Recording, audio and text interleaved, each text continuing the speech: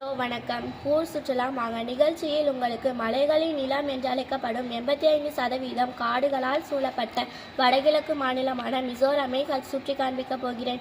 Me என்றால் மக்கள், Joe என்றால் மலைகள், ராம் என்றால் நாடு, அதாவது மலைகளில் வாடும் மக்களின் நாடு என பொருள்படும்.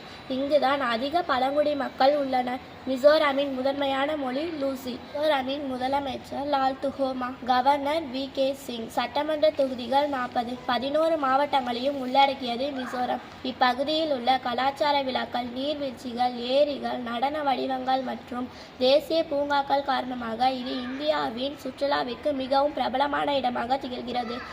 இனி சுற்றி பார்ப்போம். முதலில் ஐஸ்வால். இது மிசோரமின் தலைநகர். கடல் மட்டத்தில் இருந்து 1132 மீட்டர் உயரத்தில் அமைந்துள்ள ஓர் விசித்திரமான இடம். இது பரந்த விளைநிலங்களால் ஆசீர்வதிக்கப்பட்டுள்ளது. சிக்கலான கைவினைப் பொருட்கள், விவசாய வரம் மற்றும் இன ஆடைகளுக்கு புகழ்பெற்றது. ஏராளமான இயற்கை அழகுடன் நிரம்பிய ஓர் அழகிய நகரம். இதை காண மிஸ் பண்ணிடாதீங்க.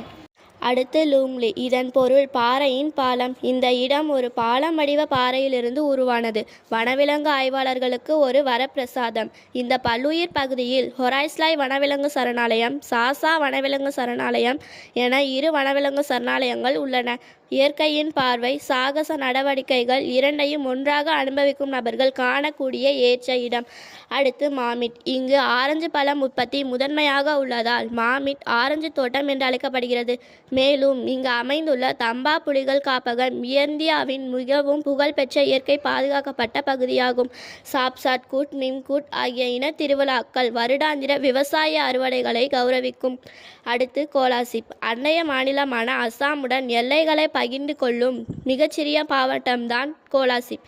இங்குள்ள ஸ்லாய் நதி, அதன் அமைதியான கரைகள், சுற்றி அடக்கியுள்ள அமைதியான காடுகள் அனைவரையும் கவரும் இடமாக உள்ளது. அடுத்து சாம்பாய். மிசோரமின் நிர்வாக மையம் சாம்பாய் நகரில் அமைந்துள்ளது. வணிக ரீதியாக முக்கியத்துவம் வாய்ந்த இடமாகும். நெல் சாகுபடி அதிகம் கொண்டிருப்பதால் இது மிசோரமின் அரிசி கிண்ணம் என்று அழைக்கப்படுகிறது. இங்கு பலவிதமான வண்ணமயமான பருவகால மலர்கள் காண்போரை மகிழ்விக்கும். அடுத்து ரேக். மிசோரமில் உள்ள உயரமான மலைகளில் ஒன்றுதான் ரேக். சிறந்த மலையேற்ற வாய்ப்புகளை வழங்குகிறது. பாரம்பரிய சின்னமாக அங்கீகரிக்கப்பட்ட ஒரு சிறிய மிசோ கிராமத்தை ரேக் மலைகளில் காணலாம். பறவை ஆய்வாளர்களுக்கு சிறந்த புகலிடமாக உள்ளது. அடுத்து லாண்டாங் நீர்வீழ்ச்சி. மிசோரமின் பெருமை மிக்க மற்றும் சிறந்த சுற்றுலா தலமான லாண்டாங் நீர்வீழ்ச்சி இந்தியாவின் 13வது மிகவும் உயர்வான நீர்வீழ்ச்சியாகும். இந்த நீர்வீழ்ச்சி பசுமையான பள்ளத்தாக்குகளுக்கு இடையில் அமைந்துள்ளது. இதனை சுற்றியுள்ள பகுதிகள் பால்வெள்ளை நதி போல் தெரிகிறது. காண்போரை பிரமிக்க வைக்கும். அடுத்து முர்லைன் தேசிய பூங்கா. சாகச ஆர்வம் உள்ளவர்கள் காடுகளையும் வனப்பகுதிகளையும் ஆராய்வதற்காக பார்க்கக்கூடிய இடங்களில் முர்லைன் தேசிய பூங்காவும் ஒன்று. 1991 இந்திய அரசாங்கத்தால் இந்திய தேசிய பூங்கா என்ற அந்தஸ்தை பெற்றது. இந்தியாவின் அமேசான் என்று அழைக்கப்படுகிறது. பசுமையான கீரைகள் முதல் பலவிதமான ஆர்க்கிட்டுகளின் பிரகாசமான வண்ணங்கள் வரை உயிர்களை வரவேற்கும் வண்ணங்களின் வெடிப்பு மயக்கும். அடுத்து தம்தில் ஏரி. மனிதனால் உருவாக்கப்பட்ட நீர்நிலை தாம் ஏரி என்று அழைக்கப்படும் தம்தில் ஏரி.